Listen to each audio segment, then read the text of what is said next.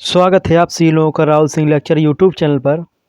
तो आज मैं आप लोगों को एक नया नियम सिखाने जा रहा है जिसका नाम है पाइथागोरस नियम या पाइथागोरस ट्रिक, जिसको पाइथागोरस ने दिया था। ये क्या ज्ञात करने के लिए है और ये किस प्रकार के क्वेश्चंस को सॉल्व करने के लिए यूज की जाती है, तो आप लोगों को इस चैनल पर या और इस वीडियो में आपको बताऊंगा। तो जो स्टूडेंट्स न्यू हैं और इसी प्रकार के वीडियोस आप लोग देखना चाहते हैं तो आप लोग इस चैनल को सब्सक्राइब कर लें और अपने दोस्तों के पास शेयर करें। तो ये आप लोगों के लिए क्लास 10th के लिए मोस्ट इम्पॉर्टेंट है। क्लास 10th और क्लास 9th के स्टूडेंट्स के लिए बहुत ही इम्पॉर्टेंट है, क्योंकि पाइथागोरस के नियम से आप लोगों के क्वेश्चंस सॉल्व किए जाते हैं। ये क्लास 7th से स्टार्ट हो जाती है और ये क्लास लगभग सभी तक चलती है जब तक आप लोग पढ़ाई करते हैं पाइथागोरस नियम। तो जो स्टूडेंट्स न्यू हो, जिन्होंने ये अभी तक नहीं सीखा है, तो वो लोग रुक जाएं और वीडियो पूरी लास्ट तक देखें। आज आप लोग इस नियम को पूरा सीख कर जाएंगे कि किस प्रकार से पाइथागोरस प्रमेय का यूज होता है। तो चलिए देखिए, बताते हैं इसमें सबसे पहले किस प्रकार के क्वेश्चन इससे सॉल्व होते हैं। तो आप लोग देखेंगे यहाँ पर आप लोगों को कोई फिगर दिख रहा होगा कि देखिए ये फिगर बना हुआ है। ये क्या होता है कि 3 रेखाएं होती हैं, 3 रेखाओं से घिरी हुई आकृति को त्रिभुज कहते हैं। लेकिन इनमें एक जो पाइथागोरस नियम लगता है, उस त्रिभुज की एक खासियत होती है कि जो फार्मूला लगता है, ये एक कोण इसका समकोण होना चाहिए। क्या होना चाहिए? समकोण होना चाहिए। समकोण का मतलब है एक कोण होना चाहिए 90 डिग्री का।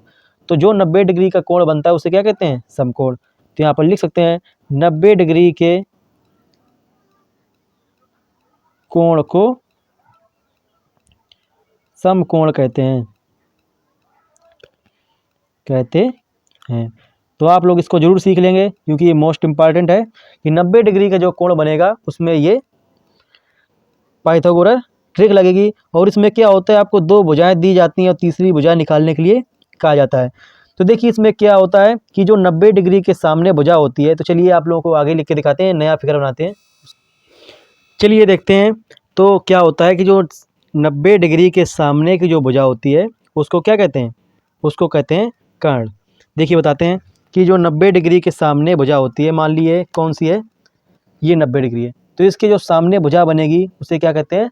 कर्ण कहते हैं। और ये सबसे बड़ी भुजा होती है कर्ण। और 90 डिग्री के साथ जो जुड़ा हुआ या जुड़ी हुई जो रेखा होती है उसे कहते हैं आधार। और जो रेखा बच गई उसे कहते हैं लंब। तो यहाँ से एक ट्रिक बनती है जिसको कहते हैं पाइथागोरस ट्रिक। तो वो क्या बनती है, देखिए ध्यान से देखेंगे, फिगर भी दिख रहा होगा। चलिए फिगर देखते हैं।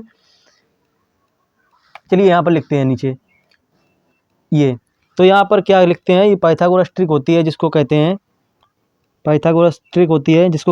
कर्ण स्क्वायर बराबर लंब स्क्वायर प्लस आधार स्क्वायर। ये आप लोगों की पाइथागोरस ट्रिक होती है जिसको कहते हैं कर्ण स्क्वायर बराबर लंब स्क्वायर प्लस आधार स्क्वायर। एक चीज़ आप याद रखेंगे, जो सबसे बड़ी भुजा होती है वह 2 भुजाओं के वर्गों के या स्क्वायर के योग के बराबर होती है। 2 जो भुजाएं बच गई हैं, कर्ण जो सबसे बड़ी भुजा है, जो भुजाएं कौन सी बच गई? लंब और आधार। इनका वर्ग करेंगे और इनका योग कर देंगे तो कर्ण के बराबर आ जाएगा। ये आप लोग याद रखेंगे और आप लोग इसको भूलेंगे नहीं, इसी को कहते हैं पाइथागोरस ट्रिक। तो देखिए जो ऊपर क्वेश्चन दिया गया था उसको कैसे सॉल्व करेंगे, यहीं पर सॉल्व करके दिखाते हैं। ये दिया गया क्वेश्चन, इसमें क्या लिखा है? आधार दिया गया है 5 और लंब दिया गया है 12 और कर्ण निकालना है। तो देखिए आधार कर्ण निकालना है। क्या निकालना है? कर्ण। तो चलिए देखा निकालते हैं, इसको सॉल्व करते हैं। क्या निकालना है? कर्ण निकालना है। तो कर्ण कैसे निकालोगे? तो आधार कितना दिया गया था? 5। ध्यान से समझेंगे और कोई वीडियो छोड़ कर नहीं जाएगा, जिसको पूरा समझना है लास्ट तक समझेगा। ये कर्ण का स्क्वायर करेंगे, कर्ण स्क्वायर बराबर लंब कितना था? 12 का स्क्वायर। आधार कितना था? 5। तो बताइए कर्ण स्क्वायर क्या आएगा? कर्ण का स्क्वायर बराबर 12 का स्क्वायर कितना होता है? 144। अगर स्क्वायर नहीं पता है तो इसका भी एक वीडियो बना देंगे आप सभी लोगों का कि वर्ग क्या होते हैं, क्यूब क्या होते हैं, स्क्वायर्स क्या होते हैं। स्क्वायरों की वर्ग कहते हैं, क्यूब को घन कहते हैं। तो 5 का स्क्वायर क्या होगा? 25। अब जोड़ेंगे कर्ण का स्क्वायर, 144 में 25 जोड़ेंगे तो कितना हो जाएगा? 169 हो जाएगा। ये हो गया कर्ण। तो कर्ण बराबर क्या हो गया, अंडर रूट में 169। अब बताइए ये अंडर रूट कैसे आया, इधर स्क्वायर है तो इधर बराबर में इधर क्या बन जाएगा, अंडर रूट।